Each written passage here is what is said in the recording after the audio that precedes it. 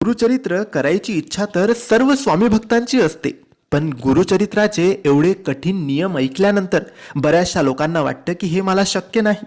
आजकाल धावपळीच्या या जीवनामध्ये नियमांचे पालन करून पारायण करणे बऱ्याचशा लोकांना शक्य नसते.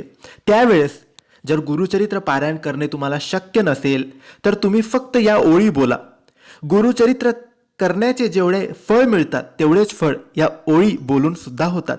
रोज सकाळी किंवा संध्याकाळी देवपूजेच्या वेळेस स्वामींच्या समोर बसून या ओळी तुम्हाला वाचायच्या आहेत. या ओळी काही अशा आहेत.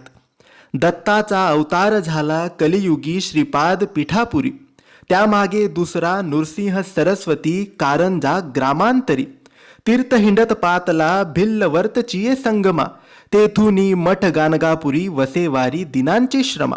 अगदी सोप्या या 4 ओळी आहे. स्क्रीनशॉट काढून ठेवा किंवा लिहून ठेवा आणि दररोज या ओळी विश्वासाने नक्की बोला.